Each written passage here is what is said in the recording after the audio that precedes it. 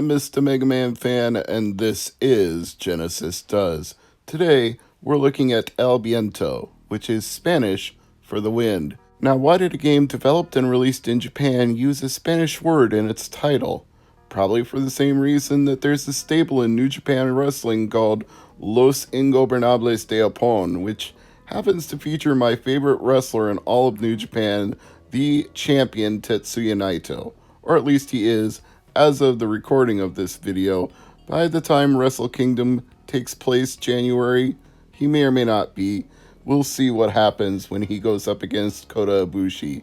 In the meantime, we're talking about this game, which is part of a trilogy that also includes Ernest Evans, which many of you will be more familiar with than El Viento, and another game named Annette Furutabi, which will probably have to be on a future episode of Genesis Does, as I've never heard of that game before.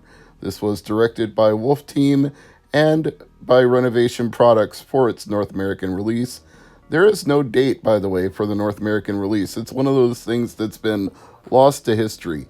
Sometime in 1991, it got localized and released here, and that's all we know. But in Japan, we do have a specific date, and that's September 20th, 1991. The plot of this game is heavily inspired by H.P. Lovecraft and the Cthulhu mythos, and it takes place in New York City in the 1920s, which you might have been able to tell from this opening intro cut sequence. It's quite long, but it's not using up much memory because most of it is text over the top of still frame images, or it's images that are panning over from left to right, which is what I like to call the Inuyasha technique, where they can use very little animation to do a lot of storytelling. I'm not knocking it. It definitely saves work for animators, and it definitely saves memory when you're working within the constraints of a Sega Genesis cartridge. But when all I have to do is have a character's lips move and the rest of their body does not move, you're not doing a whole lot that takes up memory in a cartridge. So anyway, in New York City in the 1920s, the gangster Al Capone and a sorceress named Hestiana plot to awaken the ancient and malevolent god Hastur. There are people who have discovered they are descended from Hastur's ancient bloodline, one of which is the Peruvian sorceress that you see in the title of the screen, Annette Meyer. She is using some assistance from Ernest Evans to stop the cult from resurrecting Hastur using the very spells of his bloodline. That is how it's described in Wikipedia, and I have to go by that because this copy is entirely in Japanese, and I cannot read Japanese, so I take their word for it. Now, speaking of Wikipedia, they say this game gets mostly positive reviews, but I've got some gripes that I've got to address. First of all, when enemies appear on the screen, you have no time to react to them. They are coming in so close to where you stand that you're going to take a hit almost guaranteed unless you inch along one little pixel at a time until they pop into view and then hit the button rapid fire as fast as you can.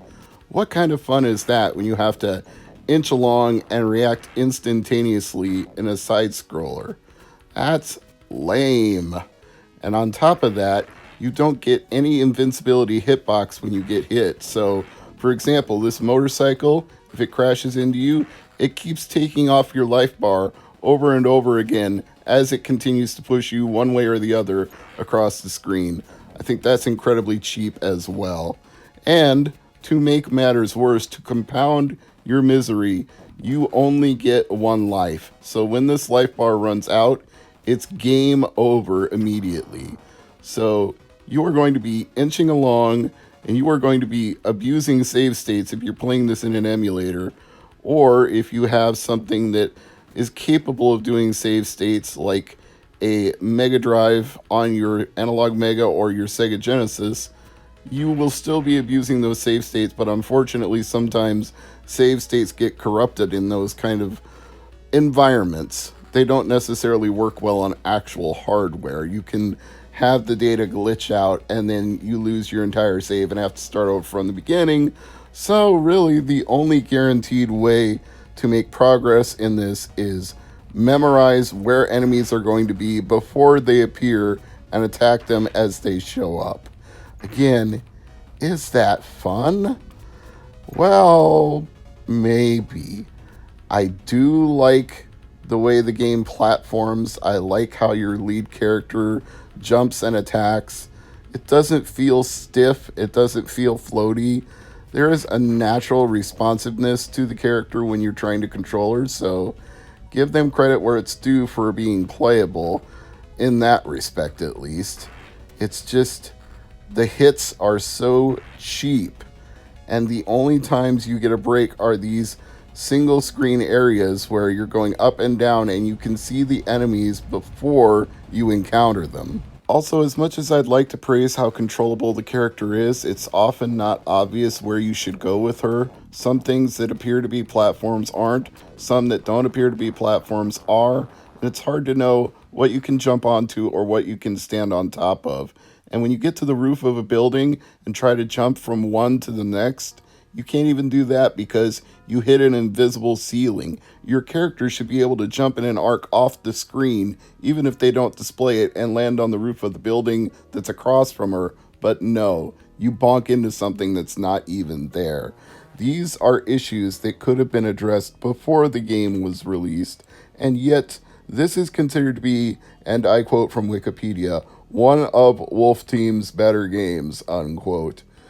That doesn't bode well for other Wolf Team games now, does it? And it didn't bode well for them. They eventually went defunct in 2011, but not before they were merged into Namco, and for quite a while they worked on some titles that got good recognition and probably are well remembered once they were part of Namco. Tales of Symphonia, Tales of Vesperia, Tales of Fantasia, a lot of Tales of games where they were part of Namco, so give them credit where they're due for that. But before that, when they were just Wolf Team, they had titles like Granada, Road Blaster, Revenge of the Ninja, Time Gal. It's a mixed bag. Some good stuff, some not so good stuff, and some stuff that is not even remembered today. So, Wolf Team, neither the best nor the worst, but occasionally I'll curse to get my point across. Damn them for not doing better with this game, because I really could have liked El Viento a lot more than I did, and it's not a miserable experience, but it just could have been tweaked a little bit if the hits weren't so cheap and instantaneous, if it was a little more obvious where you had to go and what you had to do, what you could jump on, what you couldn't jump on, if it was a little more refined in its platforming design so that you could make obvious jumps without running into hidden obstacles, I could forgive this game and enjoy it a lot more. As it is, though, it's just mediocre. It's certainly not going to go into a worst of episode, and I know that Jason loves when I rip on those, aka the Great Sudoku, on social media. He loves that I hated Awesome Possum and Skitchin and some of those really poorly designed Sega Genesis games. But this one I can only give a C-. I'm Mr. MegaManFan. Thanks for watching.